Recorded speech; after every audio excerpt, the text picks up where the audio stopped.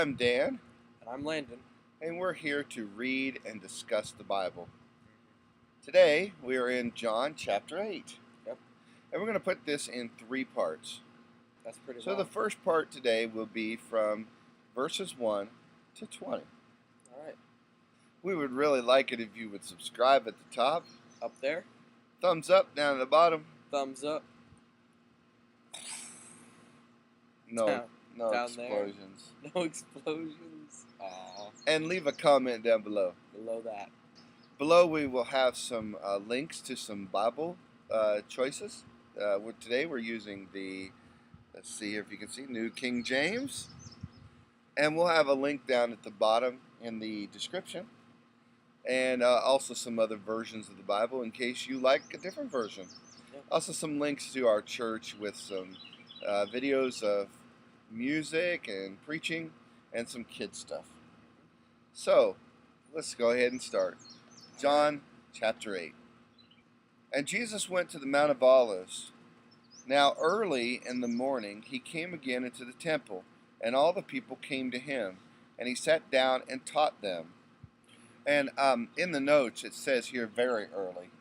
So I don't know what that means, but very early in the morning. Then the scribes and Pharisees brought to him a woman caught in adultery. Bad news. And when they had set her in the midst, they said to him, Teacher, this woman was caught in adultery in the very act. So, while she was doing it. While she was in the act of adultery. Now, how would someone have found out that? I guess they busted down the door. But here's my question. Where was the man? Yeah. It takes 2 to tango. And it takes 2 for adultery. So, but they didn't bring the man.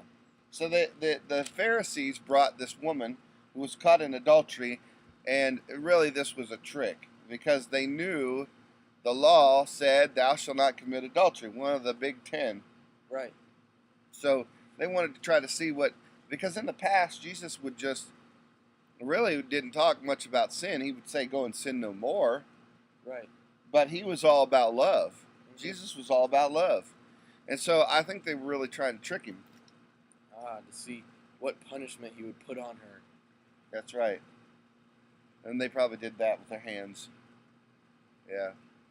Now Moses in the law commanded us that such should be stoned. Oh, so here they are with Moses again. Yep. Because remember, they wanted Moses number 2. Right. And Moses gave them the law, and it says, Now Moses in the law commanded us that such should be stoned. Well, what do you say? So here they are trying to trick Jesus, saying, go against the law. Right. Yeah. This they said, testing him, that they might have something of which to accuse him. Right. See, they didn't have anything to accuse him for. Right. I mean, he did heal that man on the Sabbath day. But then he told him on and that. He healed the man on the Sabbath day, and the man was carrying the mat. And they said, what are you doing? Yeah. And so now they're trying to catch him, going against the law.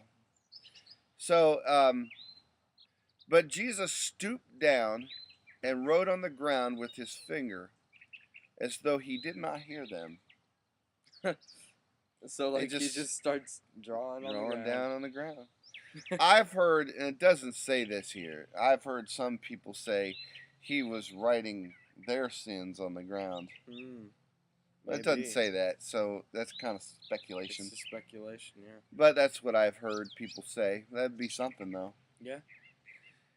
So when they continue to ask him, they asking him, what do you think here, teacher? He's acting like he didn't hear him. He raised himself up and said to them, and maybe he was really trying to hear from the Lord what to say back to them. From God. He knew the law, and the law said stoner. He knew that, and they knew that he knew that, because obviously they knew he knew the word. Mm-hmm. So maybe he was thinking and praying, what would God do? Right. Because he didn't have a Jesus to look for. And people say, what would Jesus do? He was saying, what would God do? Mm-hmm. And they knew the law.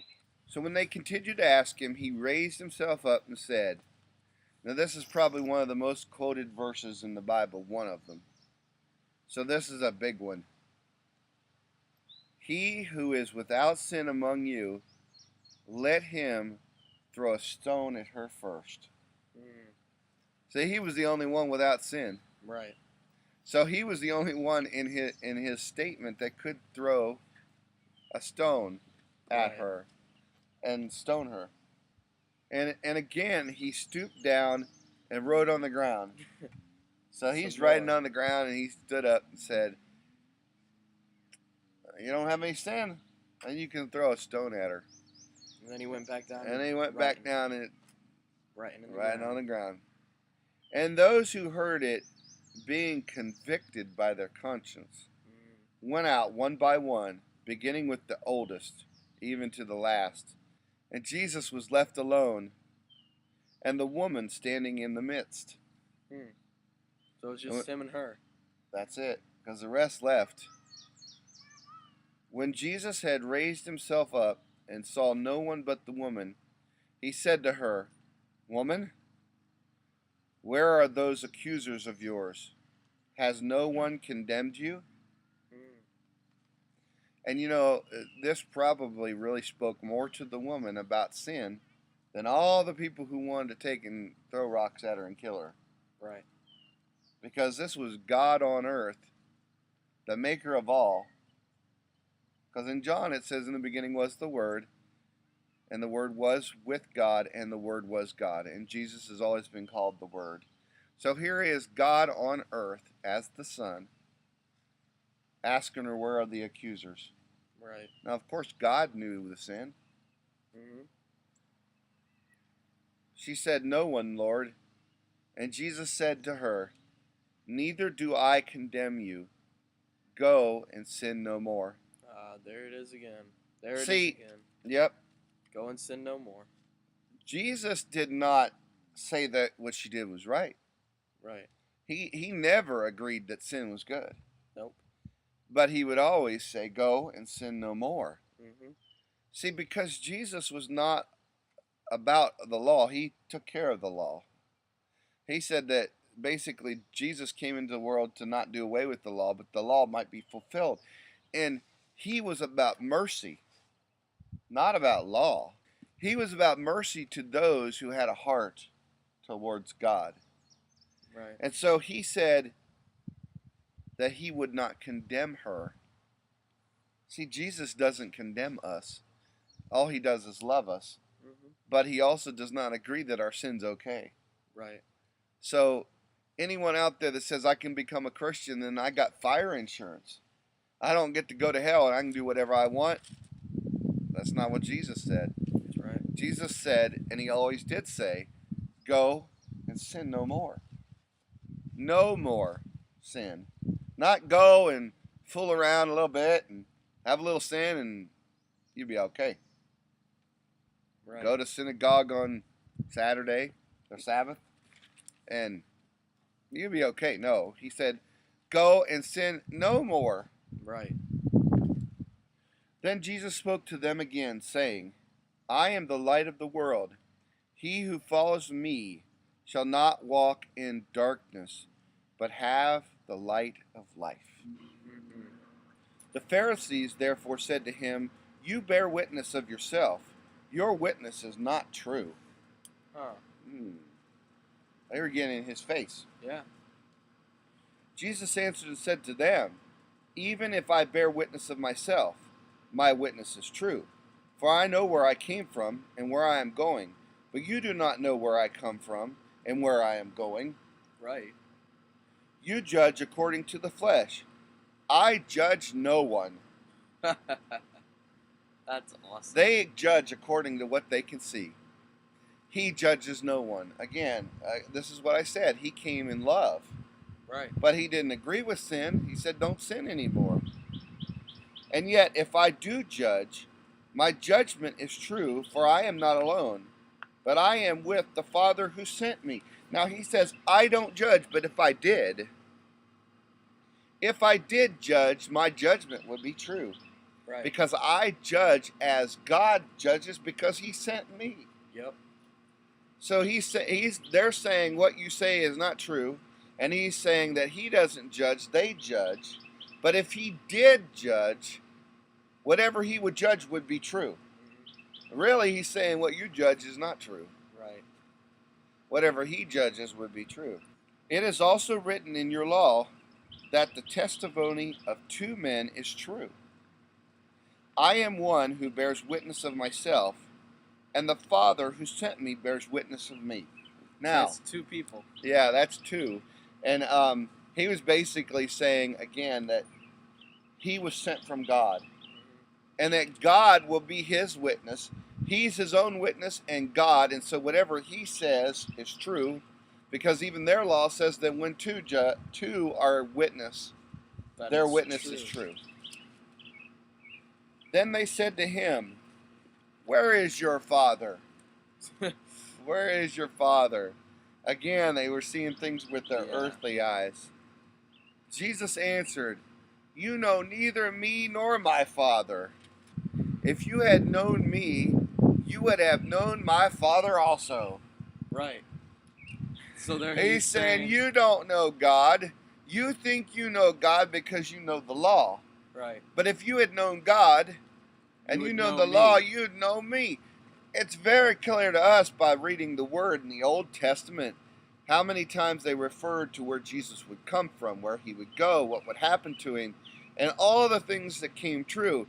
But see, they lived the Word. The only thing they had, these scribes and Pharisees, was the Old Testament, the Word of God, the first 5 books of the Bible, the Judges, and all these prophets that pointed to Jesus. Yeah. And he's saying, basically, if you knew God like you think you know God, you would know me because God sent me, and he told you all about me coming. Yep. So because you don't know me, you don't know him. God. These words Jesus spoke in the treasury as he taught in the temple, and no one laid hands on him, for his hour had not yet come. They were always trying to lay hands on him. And they couldn't do it. I don't think they were trying to pray on him. Nope. They did not. They did not, because see, one of the reasons they did not lay hands on him is because there were people. There weren't just Pharisees around. There were people in the synagogue. Right. It wasn't like a Tuesday afternoon and people had someplace to go. It says here at the beginning, it says, early in the morning he came into the temple and all the people came to him and sat down. All the people that have been following Jesus are now in the synagogue. You have to imagine.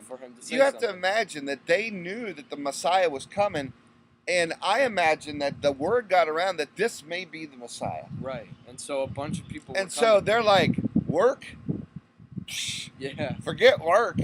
Forget plowing the fields. Yeah. Forget going paying the taxes and feeding feeding the cows. Whatever they had, could be here. This could be the Messiah. So they got up early and they went to the temple to hear him.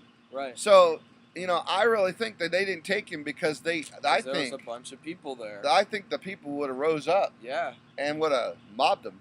Would have got him. Well, anyway, we are at verse 20. And so this is going to be all. We just read verse 20. We just read verse 20.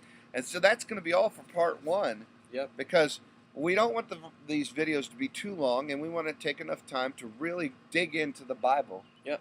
So we want you to enjoy this little bit of video, and we will come back with part 2 in just a little while. Yeah. So please, again, subscribe at the top. Up there. Thumbs up at the bottom. Thumbs up. Right there. Down there. Right there. That was off screen. No, it wasn't. I thought, right there. You were off screen. Right there. You're like way over there. No. Thumbs up or way over there. No, don't do that. But right and leave some comments down at the bottom. Yeah. Down in the comment section. In the comments. But until next time. Bye. Have a blessed day.